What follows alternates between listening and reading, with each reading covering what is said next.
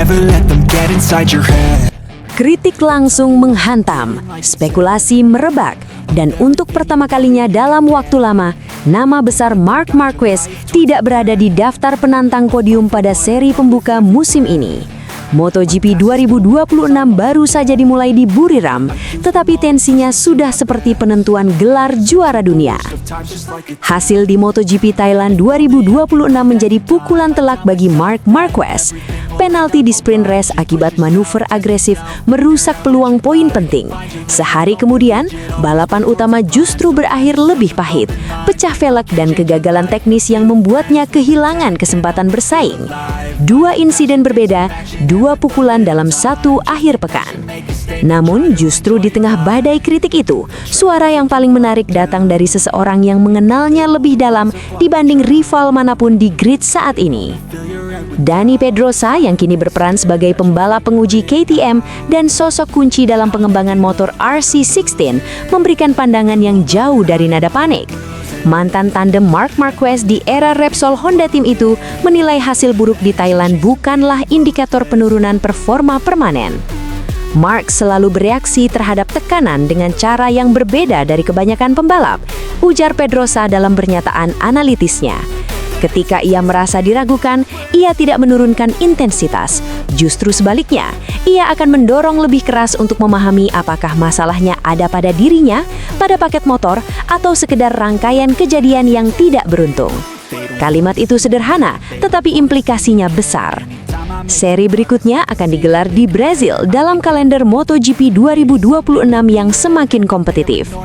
Trek dengan karakter stop and go, zona pengereman keras dan akselerasi agresif diyakini menjadi panggung ideal bagi pembalap dengan gaya menyerang seperti Marc Marquez. Namun disitulah resiko juga bersembunyi.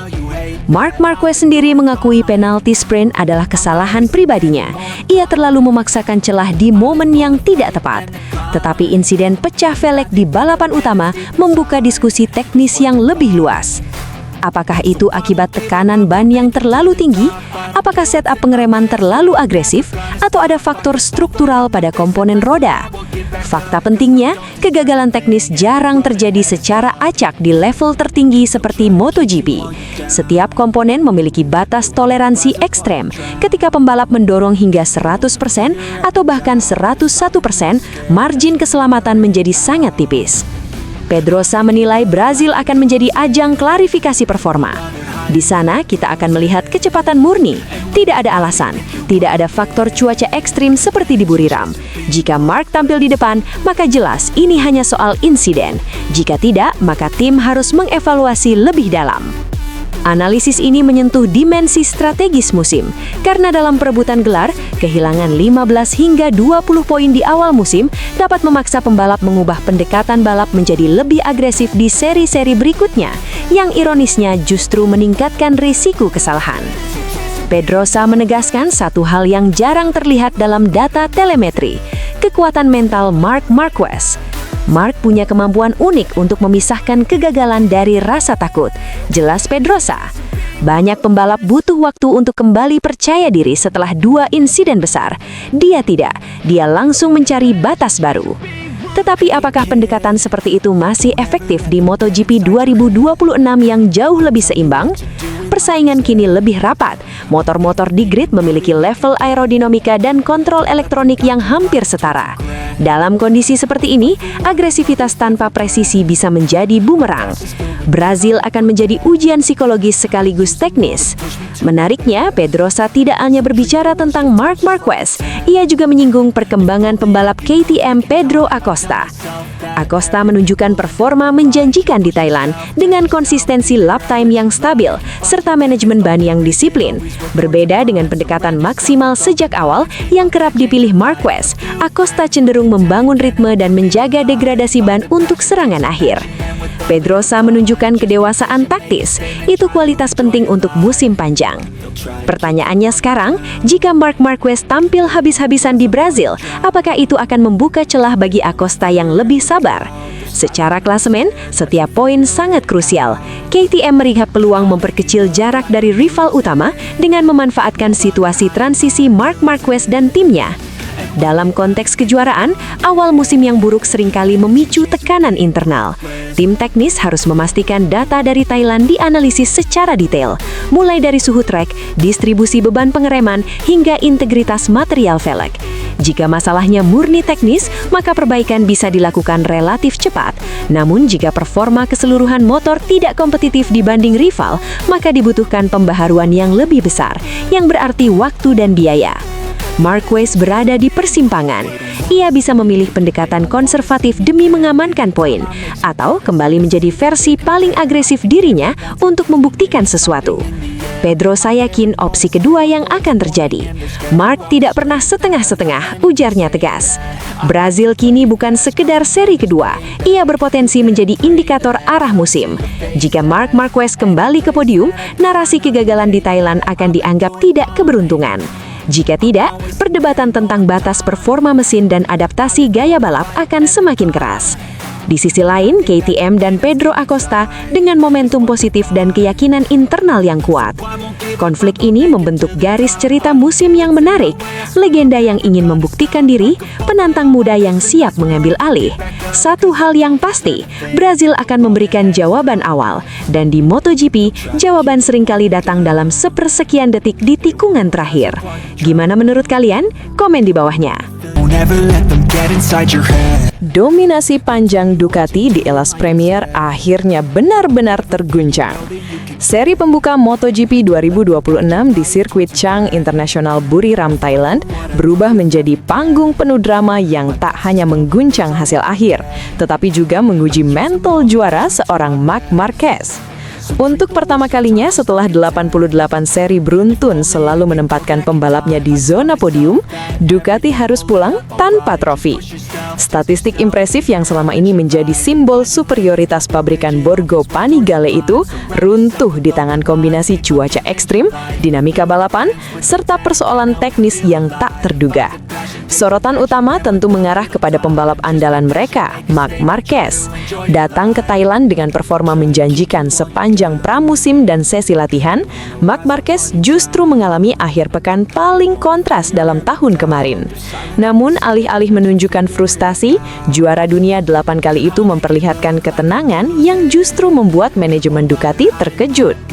Perdebatan pertama terjadi pada sprint race. Marc Marquez yang tampil agresif dalam perebutan posisi terdepan terlibat duel sengit dengan rising star KTM Pedro Acosta. Manuver overtake yang dilakukannya dinilai Stewart terlalu beresiko dan berpotensi membahayakan, sehingga ia dijatuhi penalti drop position. Keputusan itu otomatis mengubah hasil akhir. Marc Marquez yang sempat berada di jalur podium harus merelakan posisi juara kepada Pedro Acosta. Insiden tersebut memicu perdebatan di paddock. Namun, Marc Marquez memilih tidak memperpanjang polemik. Saya mencoba menyerang di momen yang menurut saya masih dalam batas balapan, tapi Stewart punya sudut pandang berbeda. Saya menghormati keputusan itu, ujar Marquez dengan nada tenang. Sikap tersebut sudah memperlihatkan sisi lain sang The Baby Alien. Di masa lalu, situasi seperti ini kerap memunculkan reaksi emosional. Namun kini, Marc Marquez tampil jauh lebih matang secara psikologis. Belum selesai drama sprint, balapan utama menghadirkan pukulan lebih keras. Saat tengah berusaha mengamankan posisi kompetitif dan menjaga peluang podium, Marc Marquez mengalami pecah ban pada lap ke-21. Insiden tersebut memaksanya menyudahi balapan lebih awal. Masalah krep lintasan dan tekanan ban menjadi isu krusial sepanjang akhir pekan di Buriram. Temperatur lintasan yang tinggi mempersulit manajemen ban, terutama pada fase akhir lomba. Secara teknis, pecah ban di fase akhir menunjukkan adanya kombinasi faktor, tekanan awal, suhu lintasan, serta karakter aspal yang abrasif. Ducati sendiri dikenal memiliki motor dengan karakter kuat dalam akselerasi dan stabilitas pengereman, namun kondisi ekstrim Thailand menuntut pendekatan berbeda. Marc Marquez tidak mencari kambing hitam. Ducati terus bekerja. Kami harus bekerja keras, tapi tidak perlu panik. Ini soal ban yang berbeda. Mari kita lihat di balapan berikutnya, tegasnya. Pernyataan tersebut justru menjadi titik perhatian besar di internal Ducati. General Manager Ducati Corse, Gigi Dalicnya, secara terbuka mengakui dirinya terkejut dengan reaksi Marc Marquez. Dalam situasi di mana ekspektasi begitu tinggi dan hasil jauh dari harapan, Marc Marquez tetap menunjukkan ketenangan luar biasa. Menurut Dalicnya, sikap ini menunjukkan transformasi signifikan dalam pendekatan balap Marc Marquez. Marc sekarang bukan hanya pembalap cepat, dia leader proyek. Cara dia merespon krisis akan menentukan arah pengembangan motor. Ketika pembalap utama tetap tenang, seluruh tim ikut stabil. Jelas Dalicnya. Dalam dunia MotoGP modern, tekanan tidak hanya datang dari hasil lomba, tetapi juga dari sponsor, media, dan ekspektasi internal. Ducati datang ke 2026 sebagai referensi utama performa grid. Gagal podium di seri pembuka tentu menjadi pukulan reputasi. Namun justru disinilah mental juara diuji. Jika ditelaah lebih dalam, akhir pekan di Buriram bukan semata kegagalan performa. Secara kecepatan murni, Marc Marquez tetap kompetitif. Ia konsisten mencatatkan lap time yang berada dalam rentang teratas sepanjang latihan. Masalah muncul pada manajemen resiko dan daya tahan ban. Ducati dikenal memiliki beban distribusi dan karakter front end yang sangat presisi. Namun dalam suhu ekstrem, tekanan ban depan dan belakang bisa melonjak drastis, mengubah feel pengereman dan stabilitas saat menikung. Pengamat teknis menyebut bahwa kombinasi gaya agresif Marc Marquez dengan setup yang belum sepenuhnya ideal menjadi faktor resiko tambahan. Namun yang menarik, Marc Marquez tidak menyalahkan setup, tidak menyalahkan tim, dan tidak pula menyalahkan steward. Ia memilih narasi kerja keras dan evaluasi. Bagi Ducati, Thailand bisa menjadi titik balik atau justru awal tren negatif. Namun, sikap Marc Marquez memberi sinyal kuat bahwa proyek ini belum kehilangan arah. Dalam kejuaraan sepanjang musim, konsistensi mental seringkali lebih menentukan dibanding kemenangan sesaat. Seri pembuka hanyalah satu dari rangkaian panjang musim 2026. Jika dilihat dari sejarah, Marc Marquez kerap bangkit lebih kuat setelah mengalami kegagalan. Mentalitas kompetitifnya justru menjadi semakin tajam ketika berada dalam tekanan. Gigi Dalicnya memahami hal tersebut. Keheranannya bukan karena hasil buruk, melainkan karena ketenangan luar biasa yang ditunjukkan pembalapnya. Di tengah runtuhnya rekor 88 seri podium Ducati, ada satu hal yang tetap berdiri kokoh, mental seorang Marc Marquez. Musim masih panjang, Thailand mungkin menjadi peringatan keras, tetapi juga bisa menjadi fondasi kebangkitan besar berikutnya. Don't ever let them get inside your head. Panas ekstrim yang membakar lintasan dan drama teknis yang tak terlihat mata menjadi latar belakang kisah besar di Grand Prix Thailand. Balapan di Chang International Circuit bukan hanya soal siapa yang tercepat, melainkan siapa yang paling mampu bertahan dalam pertarungan manajemen ban di suhu aspal hampir 60 derajat Celcius. Di tengah sorotan terhadap insiden yang menimpa Marc Marquez, Michelin akhirnya angkat bicara dan memberikan penjelasan teknis yang mematahkan berbagai spekulasi. Manajer Michelin untuk MotoGP, Piero Taramasso, secara terbuka menganalisis jalannya balapan di Buriram. Ia menegaskan bahwa faktor suhu menjadi variabel krusial yang memengaruhi performa seluruh pembalap, terutama pada sektor manajemen ban belakang. Itu hari yang sulit, ujar Taramasso dalam wawancara pasca balapan. Suhu jelas lebih tinggi dibanding hari sebelumnya. Selama lomba, temperatur aspal mencapai 58 derajat. Kami sudah tahu sejak awal bahwa ban belakang akan menjadi elemen kunci untuk dikelola, karena di sirkuit ini tingkat spinning sangat tinggi.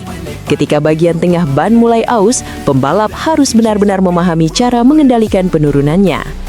Penjelasan ini menegaskan bahwa degradasi bukanlah sesuatu yang mengejutkan bagi Michelin. Karakter Buriram memang dikenal agresif terhadap ban belakang, dengan kombinasi akselerasi panjang dan tikungan lambat yang memaksa ban bekerja maksimal saat keluar tikungan. Di suhu ekstrim, tekanan dan struktur internal ban berada dalam batas toleransi tertinggi. Namun, sorotan terbesar tetap mengarah pada insiden yang menimpa Marc Marquez. Dalam momen krusial balapan, ia mengalami penurunan performa drastis yang memicu spekulasi adanya kegagalan ban. Michelin membantah keras tudingan tersebut. Marc menabrak trotoar di tikungan 4 dan membengkokkan velg. Ketika velg berubah bentuk, tekanan ban hilang dan karkas bisa mengalami deformasi. Itu yang menyebabkan penurunan tekanan signifikan. Penjelasan teknis ini penting. Dalam MotoGP modern, tekanan ban sangat sensitif terhadap perubahan struktur roda. Sedikit perubahan pada velg dapat mengganggu sealing bit ban, memicu kebocoran udara secara bertahap atau bahkan cepat. Dalam kasus Marc Marquez, menurut Michelin, kebocoran berlangsung lebih cepat dibanding insiden serupa yang terjadi sehari sebelumnya. Tara Masso bahkan membandingkan dengan kejadian yang menimpa Jorge Martin pada hari Sabtu. Jorge juga menghantam trotoar dan merusak velg, namun saat itu kebocorannya lambat. Dalam kasus Marc, kehilangan tekanan terjadi jauh lebih cepat. Dari sisi teknis, perbedaan ini bisa dipengaruhi oleh sudut benturan, kecepatan motor saat kontak dengan curb, serta lokasi deformasi pada velg. Velg yang sedikit oval dapat menyebabkan tekanan turun perlahan, sementara deformasi di area bit seat dapat langsung merusak sealing dan mempercepat kebocoran. Sejumlah pengamat MotoGP menilai bahwa insiden ini memperlihatkan betapa tipisnya batas antara agresivitas dan resiko teknis di kelas Premier. Seorang analis teknis MotoGP menjelaskan bahwa pembalap seperti Marc Marquez memang dikenal agresif memanfaatkan trotoar untuk menjaga racing line dan memaksimalkan kecepatan keluar tikungan. Di era aerodinamika dan perangkat whole shot, setiap sentimeter lintasan berarti. Marc adalah tipe pembalap yang tidak ragu mengambil resiko pada curb. Namun ketika suhu aspal sangat tinggi dan ban bekerja pada tekanan optimal yang sangat spesifik, satu benturan kecil saja bisa mengubah segalanya. Michelin sendiri menegaskan bahwa tidak ada cacat struktural pada ban yang mereka suplai. Semua data telemetri dan analisis pasca balapan menunjukkan bahwa ban bekerja sesuai parameter desain hingga momen terjadi deformasi velg. Pernyataan ini penting untuk menjaga kredibilitas pemasok tunggal ban di MotoGP. Dalam beberapa musim terakhir, isu tekanan minimum dan manajemen ban menjadi topik sensitif, terutama dengan regulasi baru yang lebih ketat. Michelin berada di bawah pengawasan ketat Dorna dan tim-tim pabrikan. Bagi Marc Marquez, insiden ini menjadi pukulan di tengah upaya membangun momentum musim. Dalam balapan yang secara ritme sebenarnya kompetitif, kehilangan tekanan ban memaksanya menghadapi penurunan grip drastis dan perubahan handling yang sulit dikendalikan. Pada kecepatan lebih dari 300 km per jam di lintasan lurus Buriram, stabilitas belakang menjadi fondasi utama kepercayaan diri pembalap. Kesimpulannya, drama GP Thailand bukan sekedar persoalan ban bermasalah. Data dan analisis Michelin mengarah pada insiden eksternal akibat benturan dengan trotoar yang memicu deformasi velg dan kehilangan tekanan. Dalam kondisi suhu ekstrim 58 derajat aspal, konsekuensinya menjadi lebih cepat dan lebih terasa. MotoGP sekali lagi menunjukkan bahwa detail teknis sekecil apapun bisa menentukan hasil akhir. Di level tertinggi balap motor dunia, margin kemenangan bukan hanya soal kecepatan, tetapi juga tentang presisi mekanis dan kemampuan membaca batas resiko. Kalau menurut kalian gimana? Komen di bawah ya!